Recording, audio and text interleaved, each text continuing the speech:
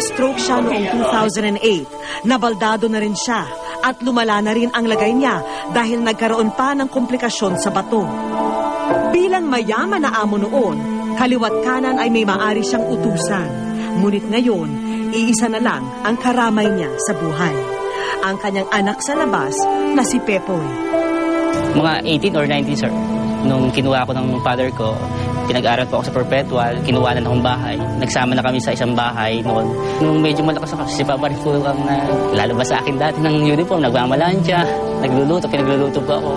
Kahit na may sakit na po noon, kasi masyadong asikaso po. Nursing ang kursong kinukuha ni Pepoy.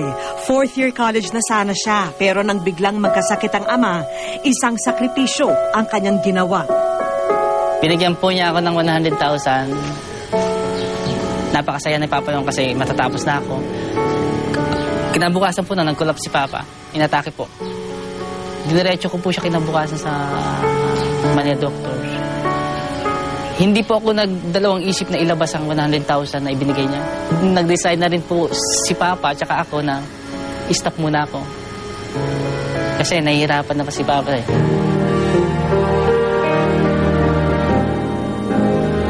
Kasi napaka-importante ang magulang para sa akin.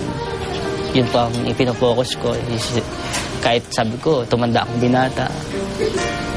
Paglingkuran ko na lang magulang ko. Ngunit sa kabila ng ginagawa ni Pepoy, may mga pagkakataon na may nagtaas ng kilay at nagduda sa kanyang pag-aaruga sa ama. Na ang lahat ng kanyang ginagawang pagsasakripisyo at pag-aalaga ay may hinihintay na kapalit. Pero binaliwala na lang niya ang mga ito.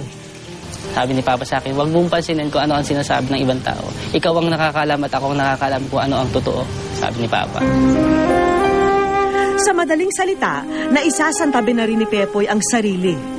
Wala na siyang panahon sa ibang bagay dahil sa kalagayan ng ama na kailangang tutukan ng husto. Umaasa siya na ang magiging kapalit naman ng lahat ng sakripisyo ay paggaling ng magulang. Ultimo dugo ko, binibigay ko sa kanya kahit na mahina ang katawan ko minsan puyat. Nagdodonate ako sa Red Cross, volunteer ako sa Red Cross ng dugo. Sinasalinan siya ng dugo na galing sa akin.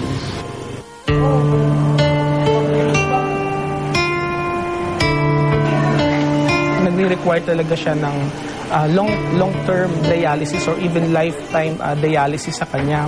Hindi namin ma-recommend yung transplant para sa kanya kasi maraming complications na nangyari before, like yung stroke niya and some complications sa puso.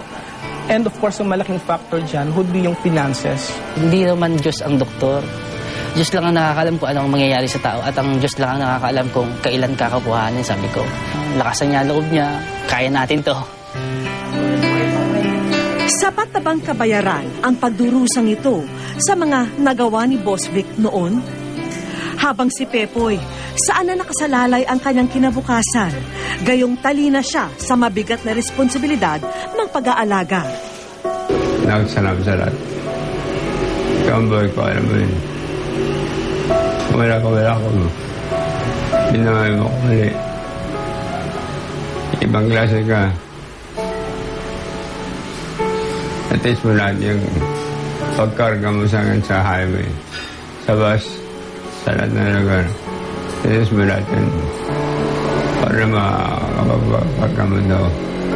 Kaya mga kapatid mo hindi nila gagawa yun. Kinahiyan nila. Diba? Salamat sa lahat.